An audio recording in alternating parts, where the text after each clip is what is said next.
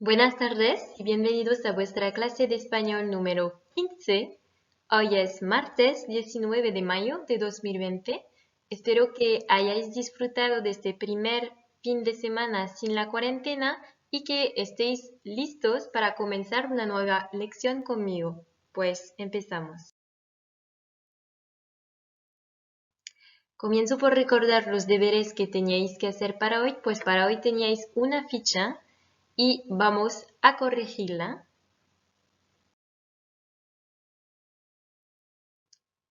Corrección de la ficha, pues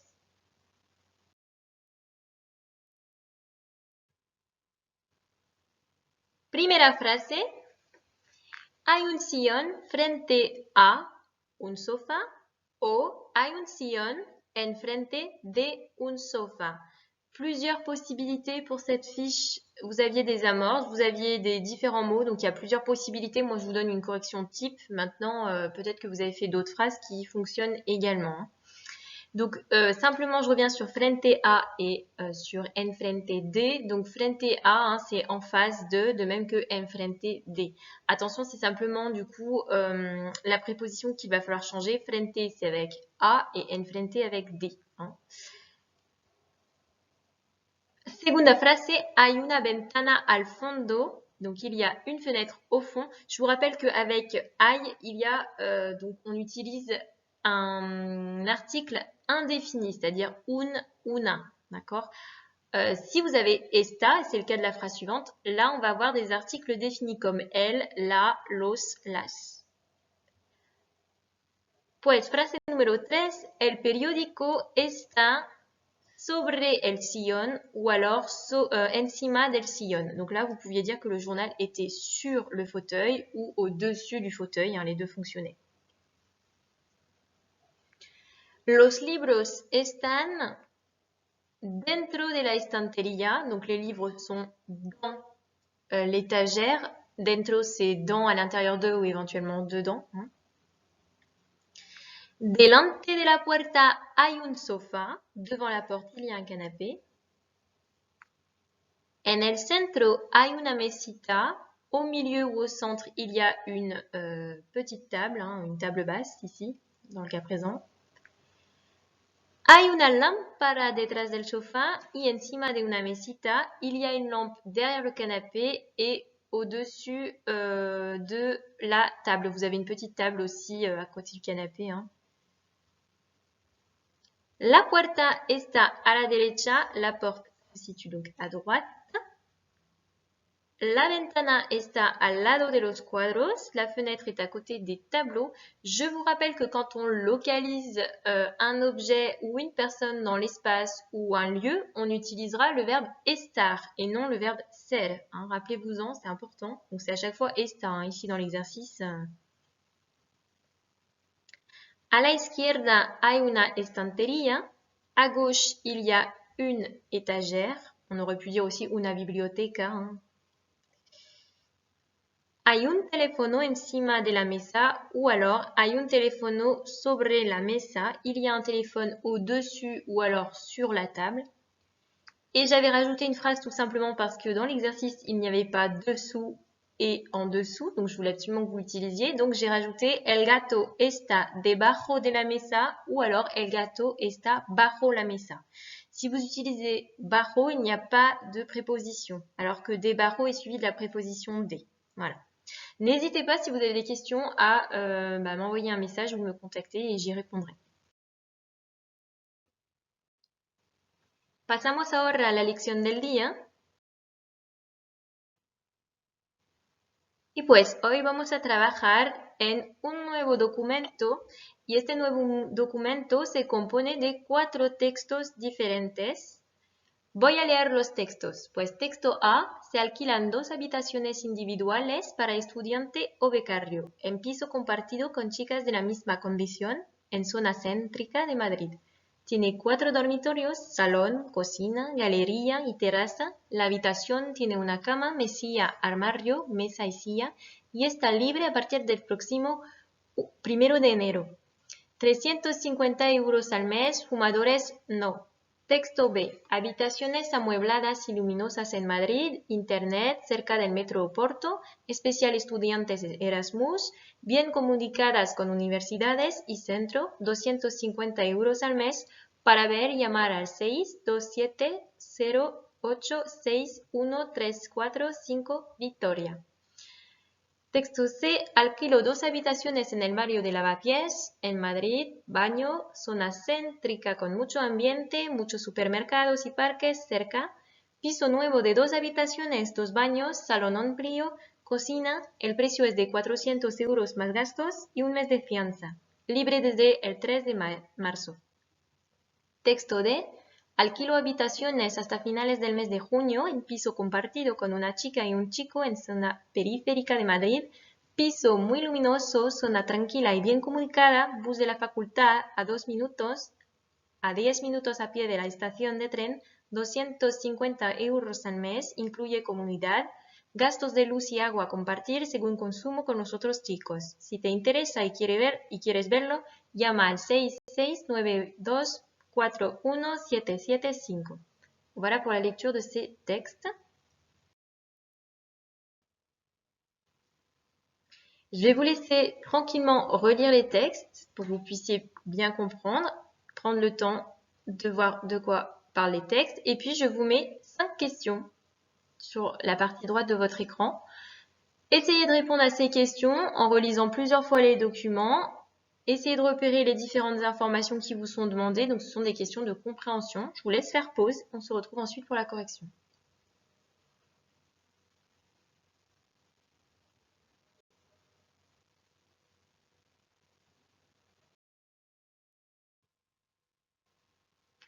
Corrección de las preguntas. Pues primera pregunta, ¿esos textos cortos son anuncios de alquiler, descripciones de mobiliario nuevo, anuncios de venta de casas, una lista de apartamentos y muebles? Donc plusieurs possibilités ici, il fallait cocher la réponse juste et la réponse attendue était anuncios de alquiler. Ce sont des petites annonces, hein, des annonces où on vous présente des logements, d'accord, et on vous propose tout simplement de les louer. Donc des annonces de location alquiler, hein, c'est location ici. On vous propose également descripciones de mobiliario nuevo, donc non, parce qu'il ne s'agit pas ici de décrire du mobilier neuf. Il ne s'agit pas non plus d'annonces de vente de maisons, hein, anuncios de venta de casas, et ce n'est pas non plus une liste d'appartements sans meubles, parce que la plupart sont meublés. Una lista de apartamentos sin muebles, hein, ici non, il y a des meubles. Alors, deuxième question, verdadero o falso, justifica con elementos de los textos. Première affirmation, el lugar de las habitaciones es Toledo. Alors, habitaciones, ici, ce sont des chambres, donc plus exactement des chambres qui sont à louer, et on vous dit, donc elles sont situées à Tolède. Il fallait répondre falso. Dans différents textes, on vous parle de Madrid, hein, donc soit dans le texte A, en zona céntrica de Madrid, dans les textes B et C, vous avez en Madrid, et dans le texte D, zona periférica de Madrid. B. ¿Es posible alquilar solo una habitación? Falso. Dans le texte A et C, vous avez dos habitaciones. Dans les textes B et D, on vous parle aussi de habitaciones au pluriel. Donc, vous ne pouvez pas louer normalement une seule chambre, en tout cas de ce que disent les petites annonces proposées. Hein. C. El precio de alquiler es el mismo en todos los textos. Le prix du loyer ou de la location est le même dans tous les textes. C'était faux, falso. On vous donnait donc différents tarifs. Alors, à part pour le texte B et D où vous aviez le même tarif, sinon, sur les 4 textes, globalement, c'était pas les mêmes. Hein. Pour ce qui est des chiffres, je vous invite à revoir votre cours sur les chiffres si vous ne les maîtrisez toujours pas. Donc, vous aviez 350 € al mes pour le texte A, 250 € al mes pour les textes B et D, et 400 € más gastos pour le texte C. Donc là, on vous donnait un chiffre par mois, hein, al mes, en espagnol, on dit par mois. Et pour le texte C, on rajoutait, on précisait qu'il y avait des frais supplémentaires, más gastos, ça veut dire qu'il y a d'autres frais qu'il faut également prévoir. Pour la troisième question, ¿Quién puede interesarse por las habitaciones de los textos A y B?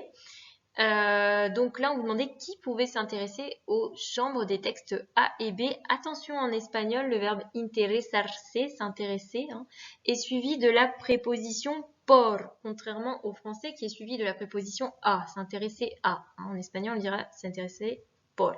Voilà. Alors, la réponse, on la formule en s'appuyant sur la question. Donc, on va reprendre le sujet. Ici, il fallait savoir qui pouvait être intéressé. Dans les textes, on vous disait los estudiantes con becas o los estudiantes Erasmus que vienen de otros países pueden interesarse por las habitaciones de los textos A y B. Donc, pour formuler la réponse, j'ai pris le sujet, donc les étudiants avec des bourses, les étudiants boursiers, becas, ce sont les bourses, ou les étudiants Erasmus qui viennent d'autres pays. Alors, plusieurs choses. Erasmus est un programme d'échange qui vous permet d'aller étudier pour une durée d'un an généralement, ou ça peut être un petit peu moins, donc dans un autre pays, dans un pays européen. Et donc, la deuxième chose sur cette phrase que je voulais aborder, c'est que vous avez aussi le verbe venir qui est un verbe à diphtongue, ça fait vienen. Donc, ce sont des étudiants boursiers ou des étudiants Erasmus, le sujet, vous les avez repérés dans les textes. Donc, vous mettez le sujet et ensuite, vous appuyez sur la question pour pouvoir formuler. Donc, sujet, verbe. Le verbe, c'est le verbe poder ici qui diphtongue, j'y reviendrai. Comme on a un pluriel, il faut faire l'accord. On ne peut pas mettre puede, mais on doit dire pueden, puisque c'est il au pluriel, le sujet. Et ensuite, je recopie tout bêtement la fin de ma phrase. Pueden interesarse por las habitaciones de los textos A y B. Donc, vous voyez, même si vous avez des difficultés à formuler votre réponse, eh bien, il suffit de s'appuyer tout simplement sur la question. Question 4. Cita los diferentes muebles de las habitaciones del texto A. Donc là, vous demandez les différents meubles. On va s'appuyer sur le texte. On va simplement reprendre la question. Ici, vous pouviez noter los diferentes muebles de las habitaciones del texto A son, et je cite, ni plus ni moins, avec les guillemets, con las comillas, c'est dit en espagnol. Donc, los diferentes muebles de las habitaciones del texto A son cama, mesilla, armario, mesa, silla. Mesilla, c'est petite table. Tout le reste, normalement, vous savez ce que ça veut dire. ¿Qué habitaciones cuentan con servicios de transportes? Precisa los modos de transportes que podemos tomar. Alors, on vous demandait les chambres qui disposaient de services de transport à proximité. Et on vous demandait de préciser justement les moyens de transport que l'on peut prendre parmi ceux qui étaient donc cités dans les textes. Alors, donc, las habitaciones B y D cuentan con servicios de transportes. Donc, on avait deux chambres, la B et la D.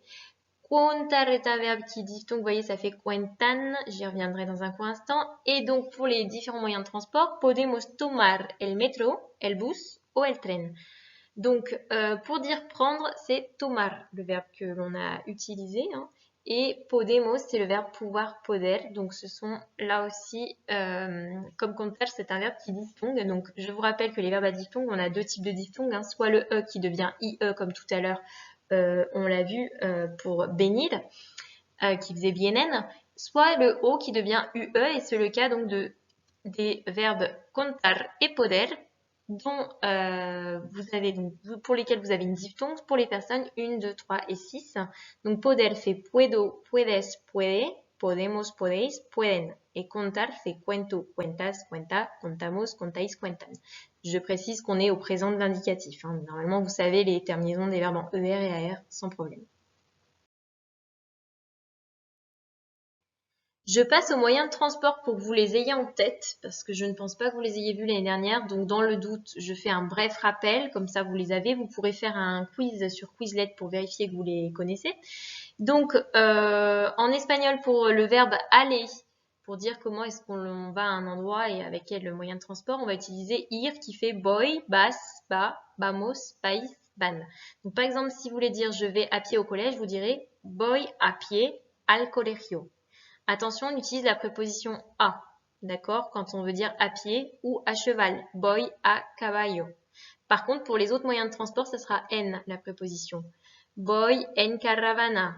Je vais, par exemple, en caravane au collège, en caravana. En barco, en bateau. En avion, en avion. En globo, en montgolfière. En hélicoptero, en hélicoptère. En tren, en train. En métro, en métro. En tranvía, en tramway. En bici ou en bicicleta, à vélo, en camion, en camion, en coche, en voiture, en moto, en moto, en autobus, en car ou en autocar. Et vous avez d'autres possibilités. Ir, par exemple, hein, voy corriendo, j'y vais en courant. Ou voy andando. Donc là, je vais expliquer brièvement.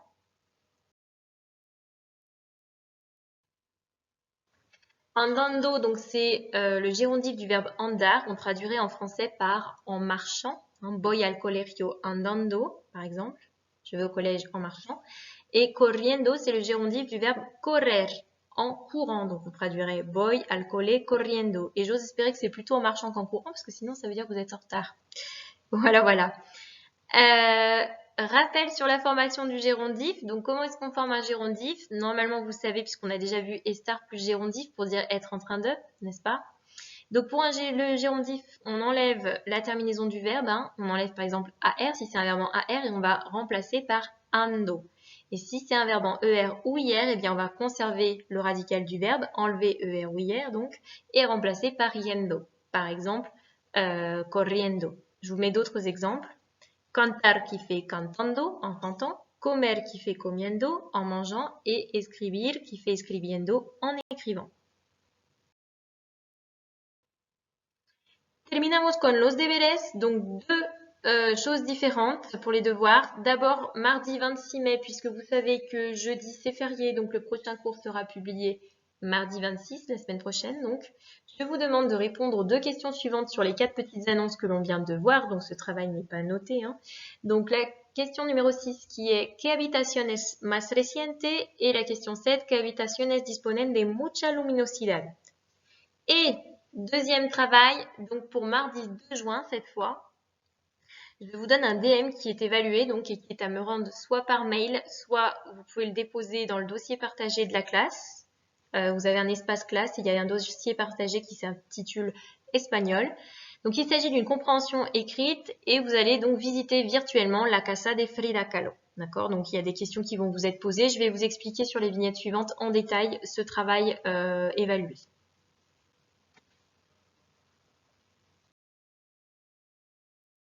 Alors, pour le DM qui était à me rendre, je vous explique partie par partie. Hein, il y a plusieurs exercices. Donc, pour le premier exercice, vous avez un texte et il s'agit de répondre à 3 questions. Donc, c'est assez bref. Hein, vous avez 3 questions. Vous lisez le texte. Vous avez du vocabulaire qui vous est donné en dessous de la photo de Frida Kahlo. Et puis, j'en ai mis aussi sur le texte sur l'exercice 2. Vous allez voir, il y a du vocabulaire. Ici, vous avez donc l'exercice 2. Donc là, vous avez du vocabulaire. Première question de l'exercice 2, on vous donne le plan de la maison que vous pouvez retrouver également sur le lien Internet. D'accord? Et donc, il va falloir vous connecter sur le lien Internet pour pouvoir visiter virtuellement, vous déplacer. Et puis, on vous fait une description à chaque fois de chaque pièce et à vous de me noter le nom de la pièce qui correspond. Hein. El cuarto, c'est la pièce. Donc,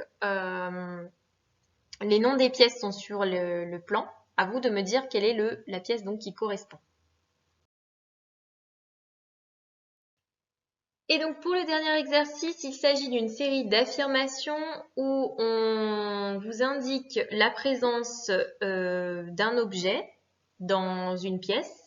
Et il faut donc dire si c'est vrai ou faux.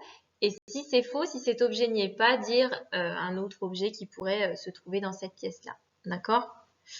Voilà, así que os digo hasta la próxima vez. Et si vous avez des questions sur le DM, n'hésitez pas à me les poser. Adiós.